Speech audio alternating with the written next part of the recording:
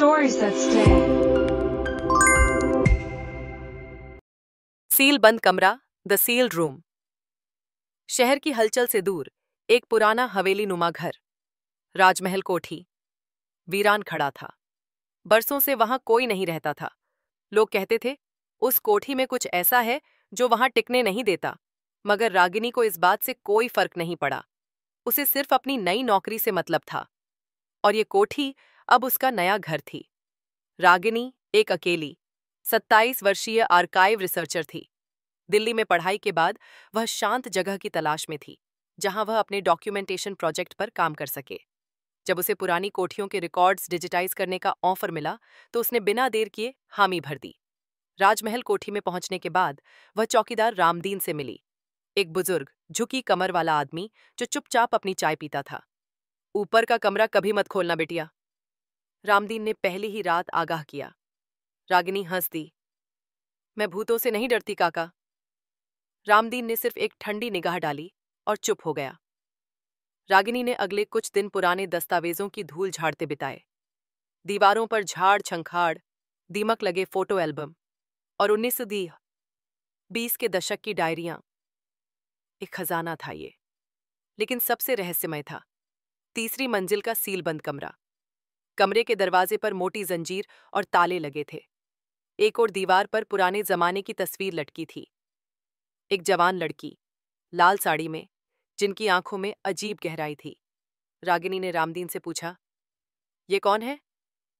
कोठी के राजा की बेटी सुहानी एक रात अचानक गायब हो गई थी, और फिर वही कमरा बंद कर दिया गया। एक रात रागिनी को अलमारी के पीछे एक पुरानी लाल डायरी मिली। उस पर लिखा था, सुहानी, मेरी आखिरी बातें। रागिनी ने पढ़ना शुरू किया। 8 जुलाई 1948। मुझे लगता है पापा मुझे समझ नहीं पाए।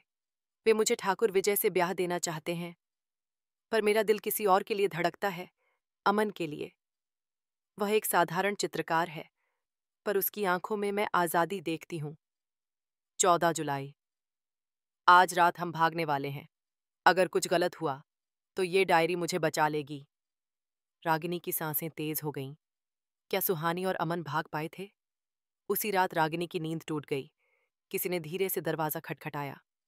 दरवाजा खोला तो कोई नहीं था, पर नीचे फर्श पर वही लाल डायरी पड़ी थी, खुली हुई, और उसमें एक नई पंक्ति जुड़ी थी, मैं इंतजार कर रही हूं, उसी कमरे में। रागिनी चौंकी। ये कैसे हो सकता है? डायरी तो अलमारी में बंद थी, और वो आखिरी पन्ना तो खाली था। अब उसे यकीन हो चला था, इस कोठी में कुछ है।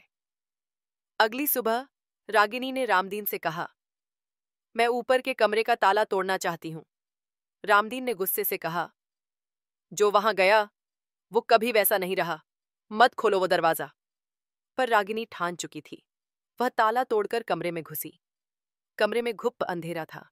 जाले, टूटे शीशे और एक कोना जहां एक पेंटिंग रखी थी। वो पेंटिंग किसी महिला की थी, जिसे देखते ही रागिनी के रोंगटे खड़े हो गए। वही चेहरा जो तस्वीर में था, सुहानी। और ठीक उसके नीचे एक स्केचबुक पड़ी थी, जिस पर लिखा था, अमन की कलम से। रागिनी ने स्केचबुक खोली। अंदर दर्जनों स्केच थे सुहानी के, और आखिर में एक खत। मैं जानता हूं हम भाग नहीं पाए। तुम्हारे पिता ने मुझे बंद कमरे में बंद कर दिया।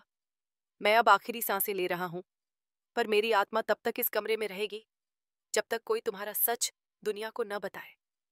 रागिनी की आंखें नम हो गईं। क्या अमन को मार दिया गया था? क्या सुहानी सच में भागी नहीं, बल्कि गायब कर दी गई? पेंटिंग के पीछे की दीवार हल्की सी खड़खड़ाई। रागिनी ने ध्यान से देखा। वहां लकड़ी का पैनल था जो खुल सकता था। धीरे से दबाने पर वह खुला, और एक पुराना पत्थरनुमा सीढ़ीदार रास्ता दिखाई दिया। वह नीचे उतरी। दीवारों पर कोयले से बनाए चित्र थे, और एक कोने में 2 कंकाल, एक स्त्री और एक पुरुष। रागिनी सिहर गई। पास ही एक पुराने हार और कंगन पड़े थे, जो सुहानी की तस्वीर में थे। अब सब स्पष्ट था। दोनों को जिंदा दफना दिया गया था, और कमरा सील कर दिया गया। रागिनी ने सब कुछ दस्तावेज किया। पुलिस और पुरातत्व विभाग को बुलाया गया। अखबारों की सुर्खियां बनी। 70 साल पुराना मर्डर केस उजागर, हवेली के तहखाने में मिले प्रेमी जोड़े के अवशेष, रामदीन ने बताया। राजा साहब ने बदनामी के डर से बेटी को मिटा दिया और फिर उसी गिल्ट में खुद को भी जहर दे दिया था। अब हवेली सील की जा रही थी। रागिनी जब विदा लेने जा रही थी तब ऊपर के कमरे से हवा की एक ठंडी लहर आई, मानो कोई मुस्कुराकर विदा ले रहा हो। कई सालों बाद रागिनी ने इस पूरी घटना पर किताब लिखी, सील बंद कमरा, प्रेम और साजिश की दास्तान। कहते हैं उसकी पहली प्रति उसी कमरे में रखी गई और तभी से वहां से किसी अजनबी पायल की आवाज आती है, जैसे कोई कह रहा हो, अब मैं आजाद हूं। Please like, share, and subscribe our channel for more interesting stories.